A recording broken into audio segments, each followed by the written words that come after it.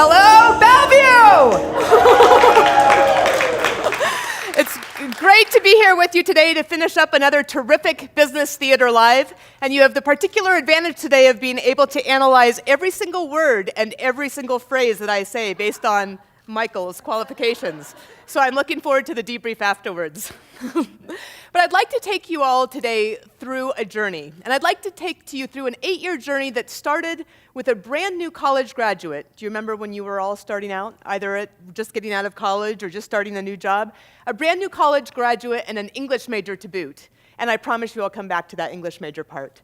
And it ended with the first woman to command an attack helicopter company in the 2nd Infantry Division in Korea, on one of the most hostile borders of the world, in charge of 8 of the most technologically advanced and the most lethal helicopters that the world has ever seen, the crews who fly them and the soldiers who maintain them. I'd like to talk to you a little bit about that journey, but we don't have much time today, so I'm not going to tell you everything about it, but I would like to talk to you about the most important factor in that 8-year journey. I had thought that courage would be important, that commitment would be important, that competence would be important, and all of those things were true. But the most important factor in that 8-year journey was something called grit. And it's not grit as you necessarily think about it in your day-to-day, but there were 3 ways that I was not expecting to have to access grit in myself during the course of this 8-year journey. And there's one way that it came more naturally, and I'd like to talk to you about all of those. Being an English major, I'm going to start and end with the idea of story. And these are the gardens on the campus where I went to college. I didn't spend nearly enough time there. But I'd like you to envision yourself on a warm spring day just before graduation. The air is warm and it's full of excitement and anticipation of what is next. I spent 4 years in Army ROTC and 2 years drilling with the National Guard. So on one of these warm spring days, I went to the state aviation officer to receive my assignment for the years ahead.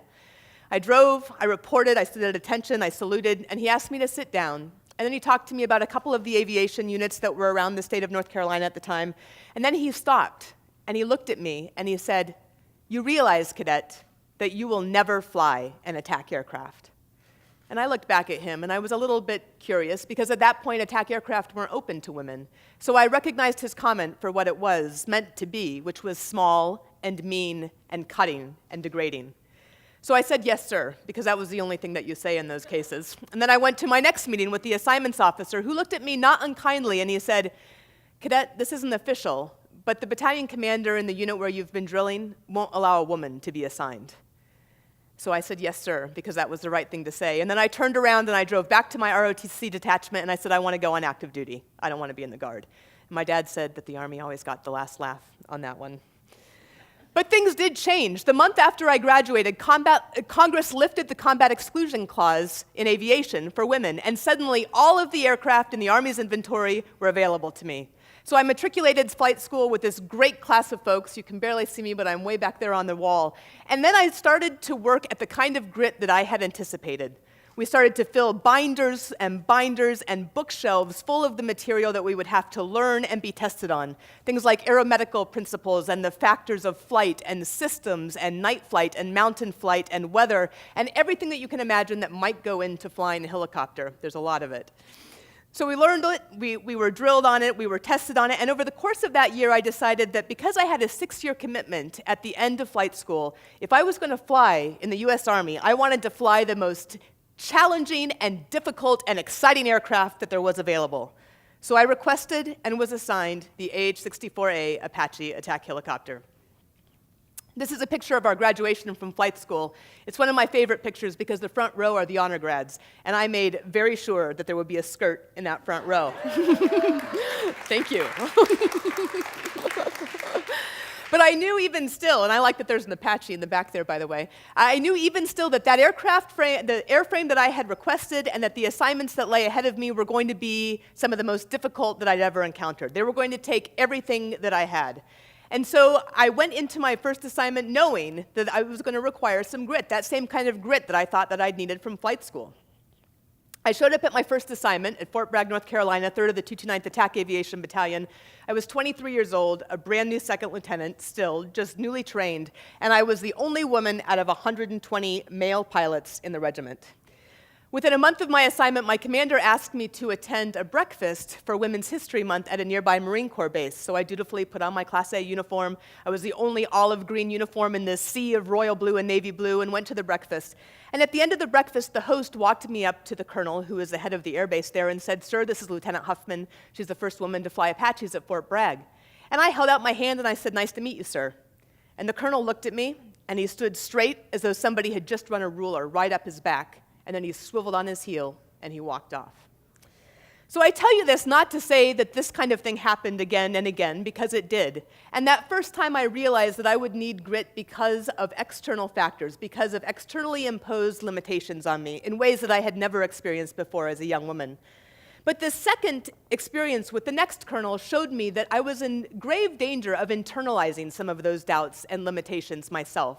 And so that second way that I would need grit that I had not anticipated was being sure that I did not internalize the doubts and the limitations that came from these external sources.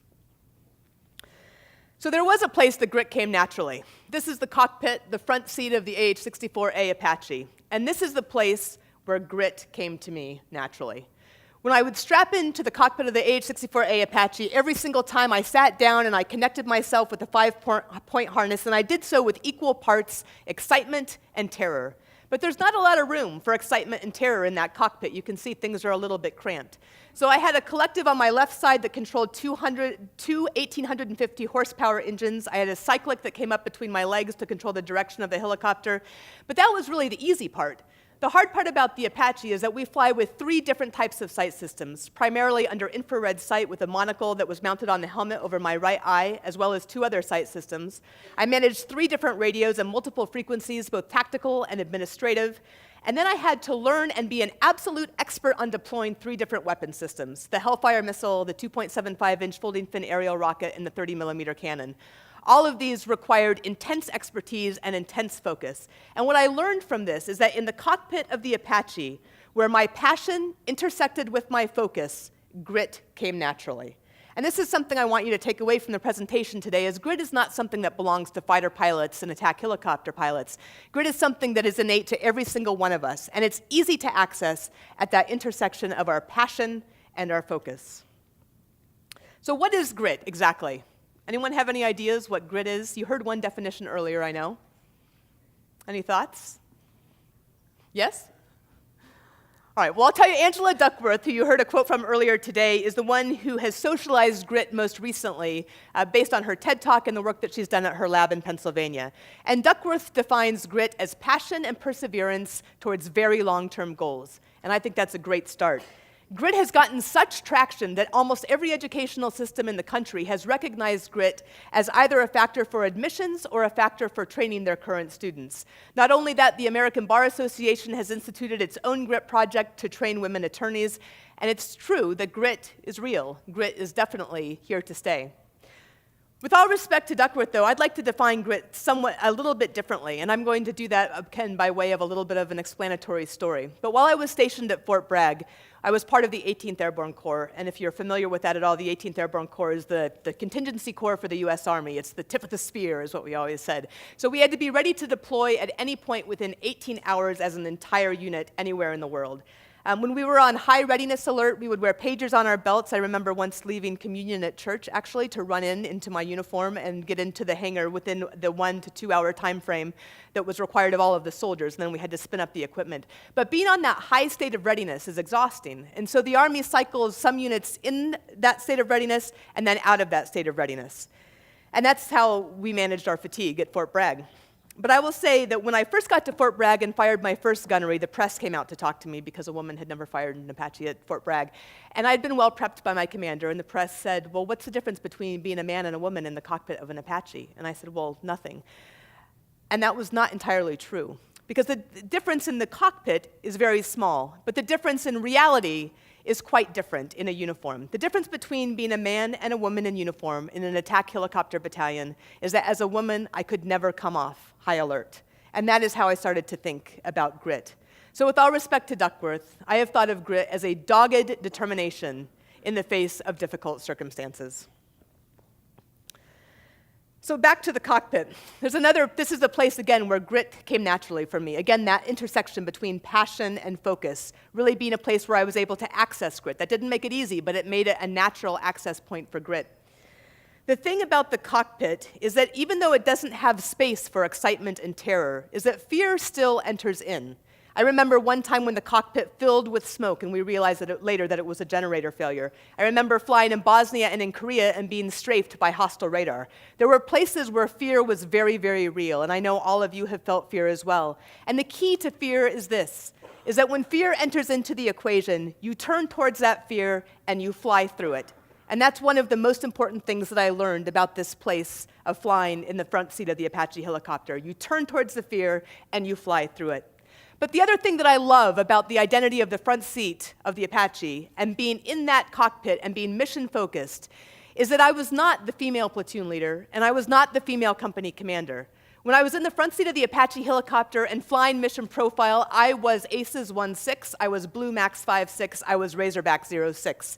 I was focused on the mission and I was part of that mission. And that identity, as part of that focus, was very, very powerful. And so I'm grateful for the lessons that that front seat taught me in that sense, that focus can get you just about through anything. So I've told you that there were 3 places that are difficult to understand, or that were difficult for me to understand, that I hadn't expected to have to access grit. And I've told you about 2 of the hard ones. One is that external factor, that external limitation. One is fighting against my own internalization of those external limitations. But the third is the biggest, and by far the most difficult. And that is to access grit in the face of my own failings. So these are pictures here from Bosnia. I was stationed in Bosnia for 6 months, and we flew in support of the Dayton Peace Accords, Armed Aerial Reconnaissance. And as a second lieutenant and then as a first lieutenant, I'd been well trained by a great commander that leadership is a sacred trust, and that the most important part of my job was not to fly, but was to be a leader and to take care of my people. And I did my best to make sure that that was my priority. But there was a time that I failed one of my pilots. While we were stationed in Bosnia, we took a break from our mission supporting the Dayton Peace Accords and did a 1-week gunnery out on the western part of the country in Glomok. You can see a picture from Glomok on the left-hand part of the slide there. And that's kind of a high desert area. And before we left, one of my pilots had said he wasn't feeling well, and I checked in with him, and he said, "Oh, LT, I'm doing fine." And I said, "Chuck, if you don't want to go, you shouldn't fly, and we'll find someone to fill your seat." And he said, "No, LT, I'll be fine." So we flew, we landed in Glomok. And later that night, the company IP named George came to see me. IP is instructor pilot. And he said, "Hey, LT, Chuck's not doing well. He's bleeding out of both ends." So we walked to the company headquarters, we got him a medevac, and we had Chuck sent to a hospital in Germany where he was taken care of. But George wasn't done with me. He came back and he said, "LT, you've got to take care of your people." And I said, "George, I talked to Chuck. He said he was feeling fine." And he said, "No, LT, you've got to take care of your people when they can't take care of themselves." And I knew that there was a kernel of truth in that, and I knew that I had failed. And in the face of that failure, I still needed to immediately be able to go back and lead my platoon and to be able to go and fire that gunnery. And that is the most difficult place I found to access that grit inside myself, was in the face of my own failings. So I'd like to leave you with just a couple of ideas, which is where it is that you can access your grit. Because again, this is not some kind of elusive thing. It doesn't belong only in the military or in secret places like NASCAR and the Seahawks, although it belongs in both of those places as well. And this is where I get to come back to being an English major, so all of you humanities majors may rejoice. And it really comes back to the idea of story. I think the 2 most important things to take away with coming to terms with finding a way to access your own grit is first to look at the stories of others. And although when I entered the Apache helicopter realm, there had been no other women flying in attack aviation, there had been women flying in combat in Russia in World War II. I've only recently learned about them. There were women flying transport in the US in World War II as well. The WASPs, hopefully many of you know about it also. So whether or not there's somebody directly related to your specific role, there's always a story of somebody who has come before who has faced similar obstacles. And when you can put yourself into that story, you can borrow from them that courage and that determination and ultimately that grit. But the second and the most important place, and this is what I'll leave you with today, is to look at your own story. And every one of you sitting here today has fallen at some point and you've gotten back up. Or you've failed and you've redirected course and you've kept charging through. And the key is to start to rewrite your own story, whether it's literally on a piece of paper or in your own mind, to recognize those places where grit has been a part of your journey as well. When you can do that, whether those those exogenous forces come from the outside, whether they're limitations imposed by somebody else, whether you're internalizing those limitations yourself, or whether you're coming face to face with your own failure, you have got grit. And grit is what it takes to make it. Thank you very much.